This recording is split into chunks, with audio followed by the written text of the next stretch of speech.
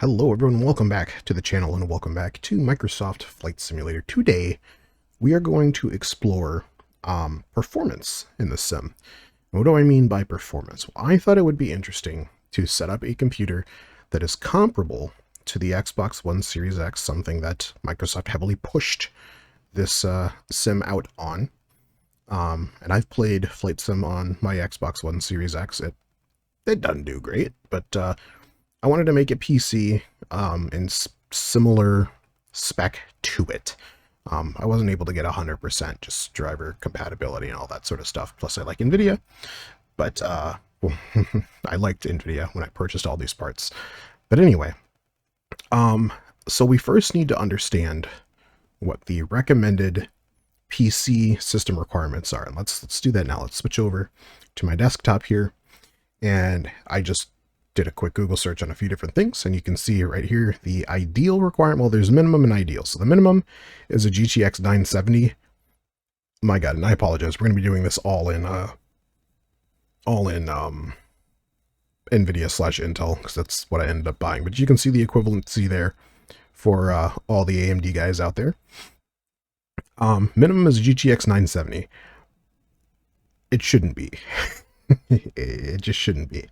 That is a dated GPU, but nonetheless, then we move over to the ideal requirements would be a GTX 4080, paired with an i7 14700K. So then I looked up the Xbox One Series X PC equivalent, and I spelled equivalent wrong. And I found a few different articles that I somewhat trust. In fact, let's open up one more here. So first I hopped on the Linus Tech Tips forums. For those of you who don't know, Linus Tech Tips is a Canadian-based computer YouTuber, very knowledgeable, and so is a lot of his community. And this dates back to 2023, but one of the users here essentially said it's between a 6750 XT, again we're in AMD speak, and a 6800. So I then, and let's just see what PC Part Picker has to say here. CPU 3700, 6800. Okay, and that's what I have here. So I looked up the equivalent for a NVIDIA GPU. I scrolled down past the obviously wrong AI review, and from Notebook Check comes the RTX 2080 Ti or RTX 3070, which is great. And I backed that up with a few other things. So here's a 3700X, which again is, or sorry, that's the processor. 3700X, the Intel equivalent of that. Everything that I was able to find was an i7 9700K, which does kind of line up with the processor. They want a 14700K. So a little bit below the ideal requirements, but nonetheless, close enough, right? So I then went and put together this computer here, which you can see we're on an i9 10900K at 3.7 gigahertz. The i7 comes in at 2.9 gigahertz, so we're a little bit above in base clock speed. And I have a 3070 Ti. If you remember, the recommended was a 2080 Ti or a 3070 base, so slightly higher clock in terms of megahertz there as well. So I have a slightly above Xbox One Series X, but not quite meeting the GPU requirements of an RTX 4080. I'd say the 3070 Ti. In fact, let's look it up here. 3070 Ti versus 4080. 50% faster than the 3080, so not doing super hot. Yeah, not fantastic, but that doesn't matter. We're shooting for the Xbox One Series X. With developer mode enabled, let's go ahead and turn on our FPS counter, which is nicely obscured by the menu there. That'll go away shortly.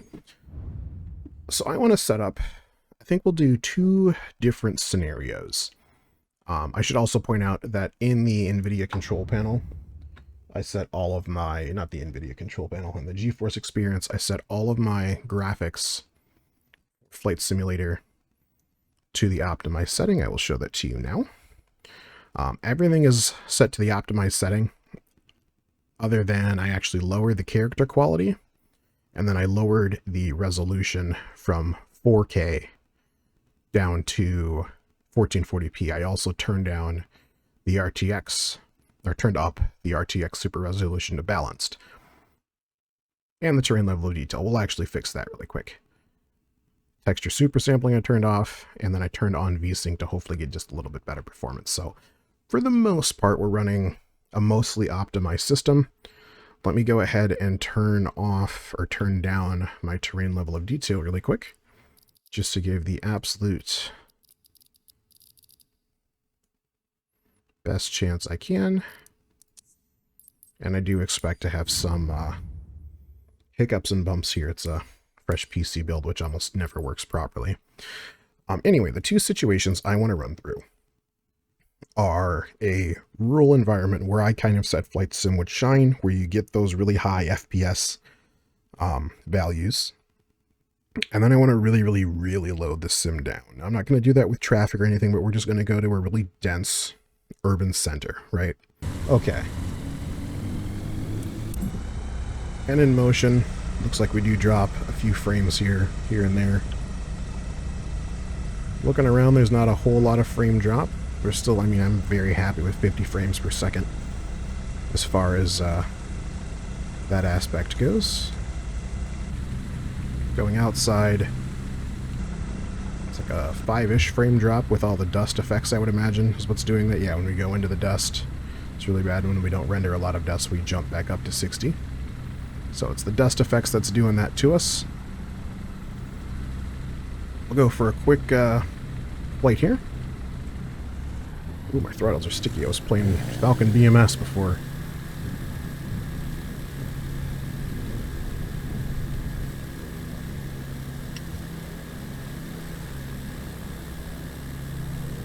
And we'll just keep an eye on that frame counter in the upper right-hand corner.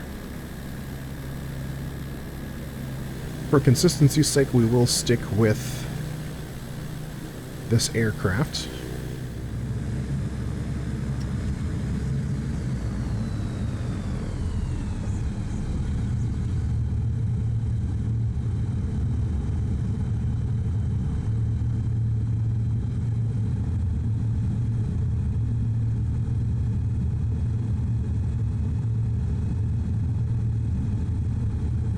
Above 60 for a little bit there.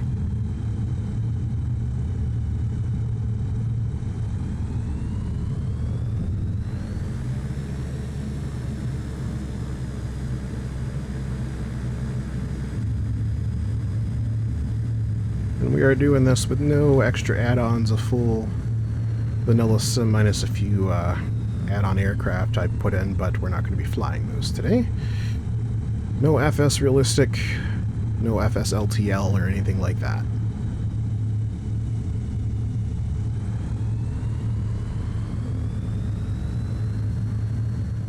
Load her on in, nice and slow like.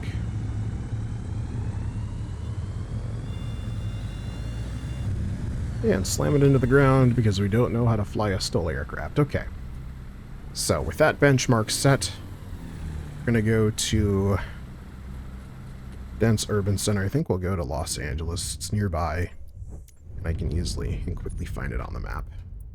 We love the long hang. Oh, there's a generic looking Airbus behind me. Los Angeles Tower, Air Canada, 559er at runway 25 are ready for departure. Was I flying Air Canada last?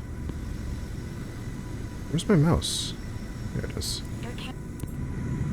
So you can see immediately a big performance hit. We've got the generic traffic in the background, 30 frames instead of, where were we at before, like 40? 30, 40, 50 in the right spots. Obviously, if I zoom in and do this, we get a good frame jump up to about 40. Zoom it back out, down to about 20, so.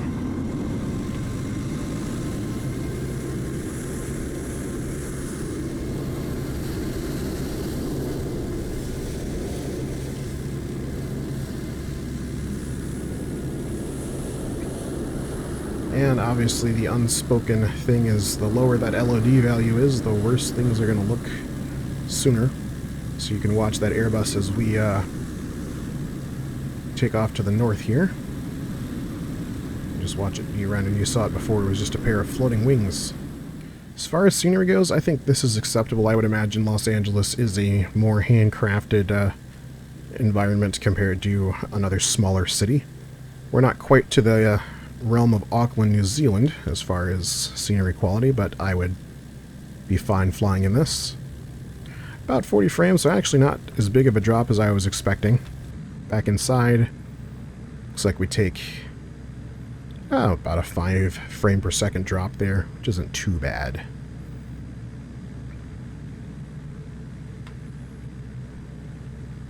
Off-screen terrain pre-caching, letting us down there as we circle.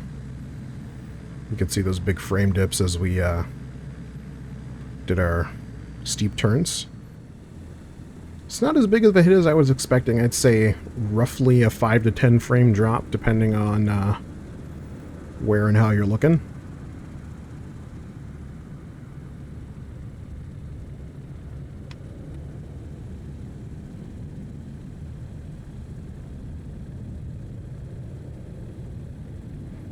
Traffic is a real big letdown though, but for the sake of this video I said I would stick with the default. Oh, we gotta go around. Said I'd stick with the default traffic. Zooming also seems to be a big hamper of frames. Rapid zoom and change of direction. Look over here, zoom in. Big drop there. Zoom it out, down to 20.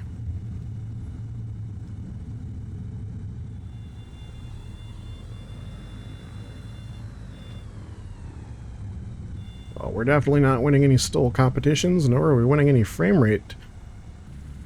Down to 14 there, I think I saw for a second. And on the ground at LAX, we're sitting pretty low at about 20 to 30. This is, in my opinion, on the brink of non-playable. Get a big view from behind, let it render in things for a second, then snap forward. There's that big drop again into the teens. Let's try the same situations, the same aircraft. Sorry, different aircraft, same scenery. And see what that's like. We are not getting this aircraft out of here. There's just no shot, but we'll try it anyway. Slam it into the ground. Again, keep your eye on the frame counter. It's roughly the same as it was in our Savage. Airspeed 60 knots. Rock. Paper. Water. Come on, little Pilatus. Big Pilatus, actually. Here, big Pilatus. 90 knots, no takeoff. No shit.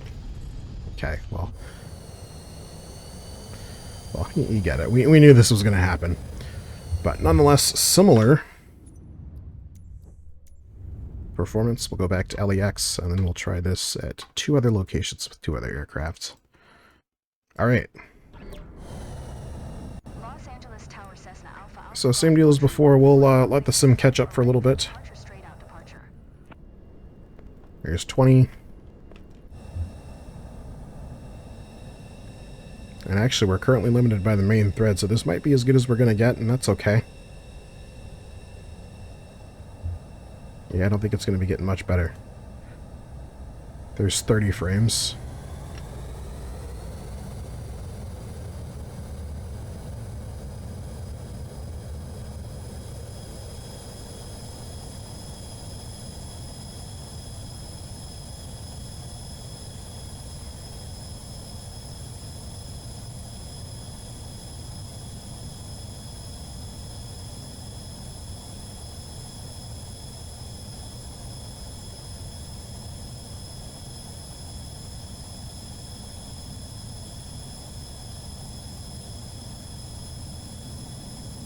Down to 11. Borderline unplayable. I would call it unplayable at 11, actually, if I'm being honest. Big sweep of the terrain. Holding in the high teens, low 20s. Back in the cockpit up to 30.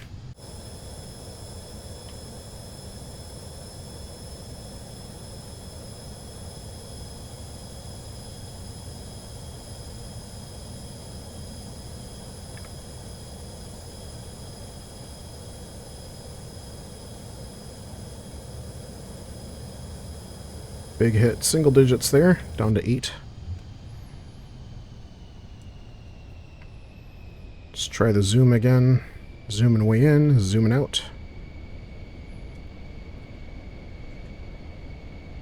Zooming way in.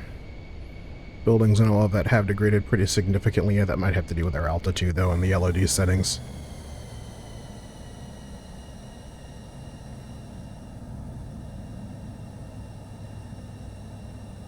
So bring the bird back down here. This I'm not pleased with, all this blocky terrain looking stuff.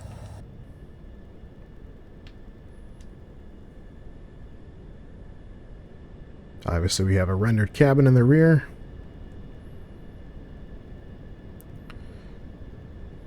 Minus the terrain, which is significantly downgraded compared to our Savage. Frame-wise, I would call this borderline playable.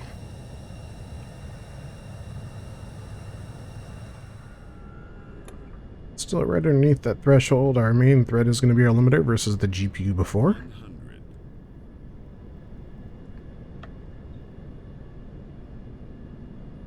Yep, waiting for the touchdown. That's where we usually see our biggest performance hit. Coming a little bit fast, we'll float it down the runway a little ways. Smooth touch, not a lot of a frame drop there at all. Back into the teens. Aerodynamic braking like we are in F-16, because that's what we do.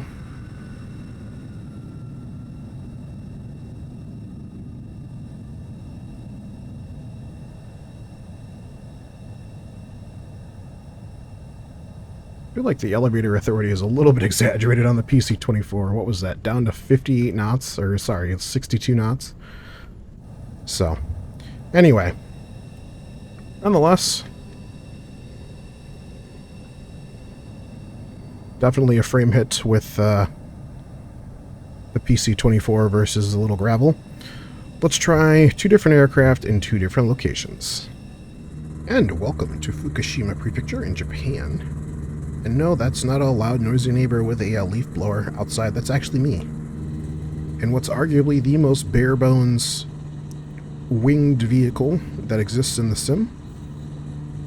The Sky Rascal. Powered parachute. You can see we're sitting at a nice, healthy 50 frames right now. No problem whatsoever. And it doesn't even vary too much. I mean, if I really waggle stuff around, it will.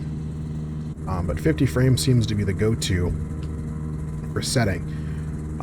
It's just the frames on that, but we're not here to review aircraft, we're here to fly. So let's do that.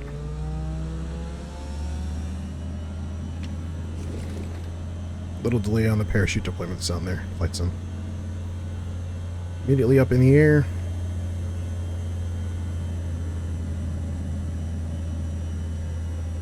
Frames are stable.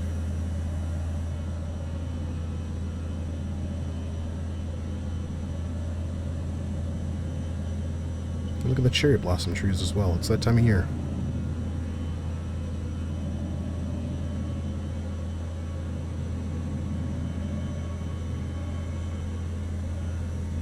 Teeny weeny frame drop. But still relatively stable. We're definitely going nowhere fast. I do suspect that the speed of your reference aircraft also makes a difference on how fast or how good your frames are. I mean, obviously right now we're totaling along at standby. I don't know how fast we're going. It's not fast. We're going very slowly. And with that, it gives the sim rather a lot of time to load in stuff, a lot of time for my computer to put together everything and compile it, compared to if you're, you know, in the F-18 or something. That's a lot more to load, obviously. But I think you get the picture here, a nice healthy 50 frames compared to the 45 we saw at Lower Loon Creek. That would kind of make sense given the added terrain that we had to model in Lower Loon Creek.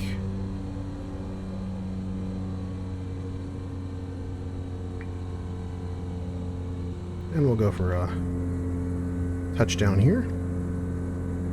See if we get any frame drop there. They're going to be trying to use the rudder like it's going to do anything. Nope, rock solid. So we will move on to our next aircraft. I want to see here what happens if I stall out the wing.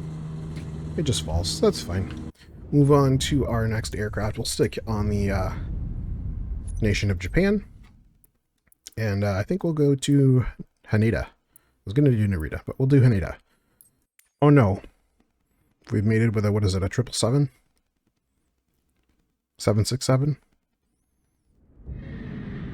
787. 787-8 it looks like. Europa. So kind of a similar story. About 25-ish frames in really dense city centers. Obviously this is all stock scenery here loading. Looks like we've got a missing texture over there as well. Oh, frozen. I take back everything I said. It's far worse here. Into the cockpit. Yep, single-digit frames. This is unplayable. Now, the weather could be affecting that, so let's just go ahead and clean that up. But this is entirely unplayable. Thank you. So with clear skies, there's really no improvement on the frames. Actually, it looks like they got worse because now it has to render the Tokyo cityscape. But this is completely and entirely unplayable. I'm not going to bother testing more. There's really not much more else to test. No one wants to deal with this nonsense on their departure. Flight sim, what's going on? Anyway, last thing I want to do is do a static review of hits on weather performance. And I think we'll close out the video. Enjoy this PowerPoint presentation. And welcome to somewhere in rural Brazil. And the Cessna 188, one of the ag sprayers available in the sim. As you can see, sitting at nighttime, we're sitting right around that same healthy high 50s, call it low 60s, depending on... let's brighten it up and make it daytime here. And with each adjustment we change, we're going to give the sim just a little bit to settle down and stabilize. Looks like no real change. Maybe a single frame, which you're not really going to notice. As far as weather, let's cycle through the presets. So currently we're on clear skies, which will give us the best ground up fidelity, but the worst ground or sky down fidelity. Let's go to high level clouds. Really no change at all. We'll face over this way since the sun's behind us. And we'll go to a full overcast. About 5-ish frame drop there. Rain, get those particle effects in. Roughly about the same. Let's make it a thunderstorm.